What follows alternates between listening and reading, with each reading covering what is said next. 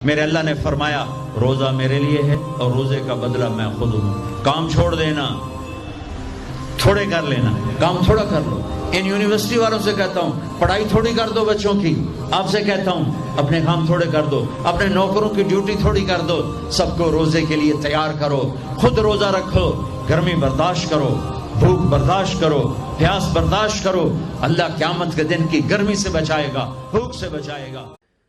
دنیا میں مجھے جو بھی ملا، جتنا ملا ہے سب کچھ یہ میری ماں کی دعاؤں کا صلہ ہے. گھر پر فوٹو فریم لگانے کا حکم. کیا گھر میں کسی آدمی کی فوٹو لگا سکتے ہیں جو کہ دنیا سے چلا گیا ہو؟ کیفی صاحب انڈیا سے. بالکل نہیں لگا سکتے، 100% حرام ہے، کبیرہ گناہ ہے.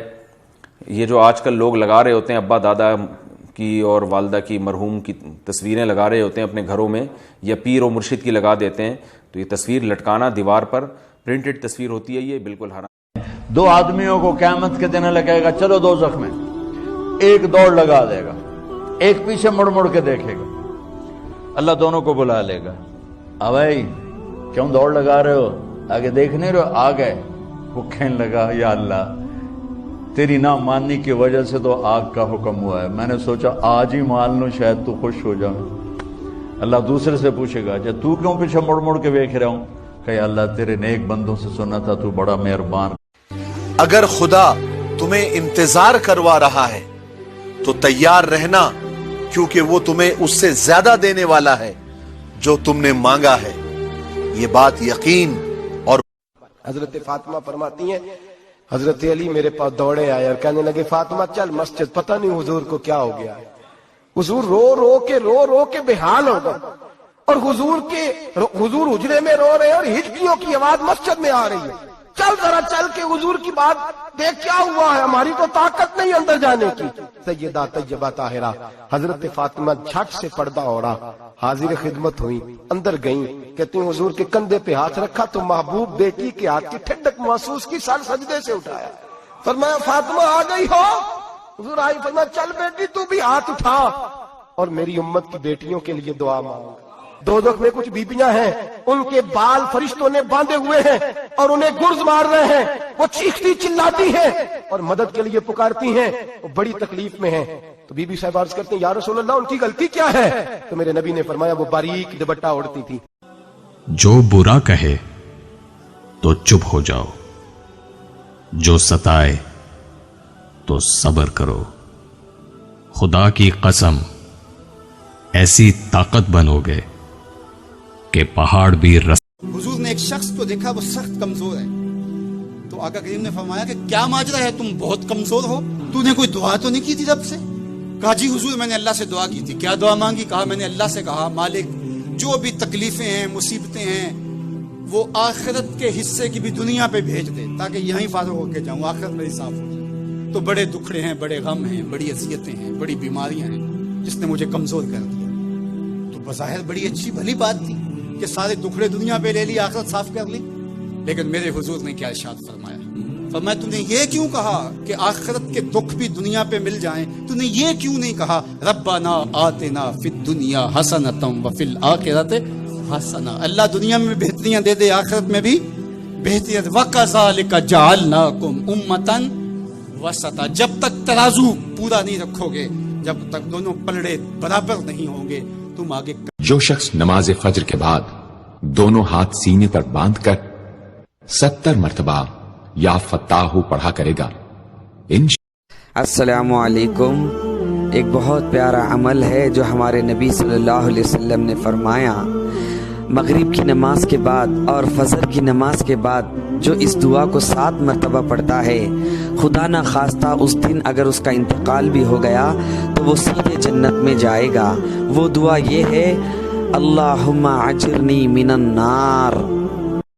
ایک قبرستان کے باہر لکھا تھا کہ منزل تو تیری یہی تھی، بس زندگی گزر گئی آتے آتے، اور نادان کیا ملا اس دنیا سے، اپنوں نے ہی دفنایا تجھے جاتے جاتے. یہ ایک جگہ جھوٹ بولنا جائز ہے. بیوی ناراض ہو اس کو راضی کرنے کے لیے بھی شک جتنے مرضی جھوٹ بول، جتنا تمہیں جھوٹ بولنے کا شوق ہے نا بیوی کے سامنے نکال کہ وہاں سب جائز. اس کو خوش کرنے کے لیے جھوٹ بولنا جائز. دیکھ مجھے سب نے چھوڑ دیا ہے, تیرے پاس آنے کا وقت ہے, مجھے معاف کر. میں نے تیرے بندوں سے سنا وہ سجدوں کے شوقین غازی کہاں ہے, زمین پوچھتی ہے نمازی کہاں ہے. اے میرے بندو جو ایمان لائے ہو, میری زمین فراخ ہے تو میری ہی عبادت کرو. ہر شخص موت کا مزہ چکھنے والا ہے, پھر تم ہماری ہی طرف لوٹ کر آؤ گے. اور جو لوگ ایمان لائے اور نیک عمل کرتے رہے ان کو ہم بہشت کے اونچے اونچے محلوں میں جگہ دیں گے جن کے نیچے نہریں بہ رہی ہیں, ہمیشہ ان میں رہیں گے. نیک عمل کرنے والوں کا یہ خوب بدلہ ہے.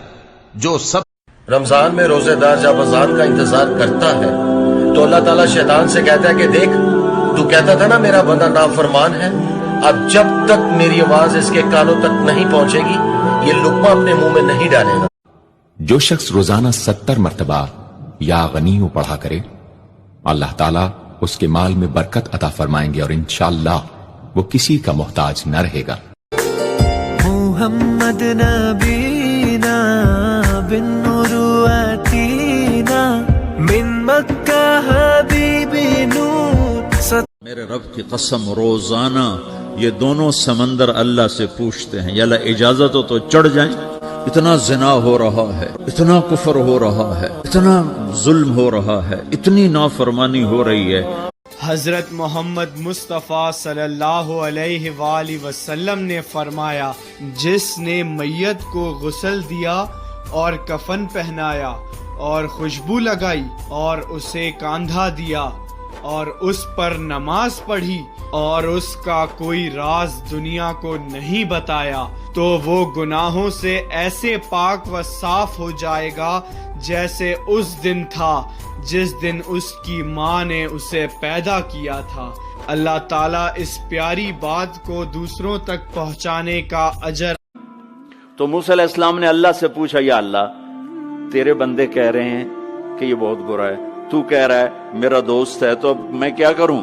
تو اللہ تعالیٰ نے فرمایا موسیٰ یہ سچ کہہ رہے ہیں اور میں بھی ٹھیک کہہ رہا ہوں.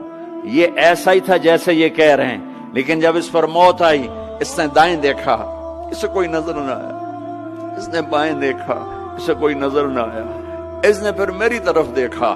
تو موسیٰ میری غیرت نے گوارا نہ کیا کہ جس کو سب چھوڑ جائیں اور وہ بے بسی میں مجھے پکارے اور میں اس کی پکار پہ لبیک نہ کہوں. اے موسیٰ اس نے تو صرف اپنی بخشش مانگی, مجھے میری عزت کی قسم اگر آج مجھ سے پوری دنیا کے انسانوں کی بخشش مانگتا تو میں اس کی طفیل سب کو معاف کر دیتا.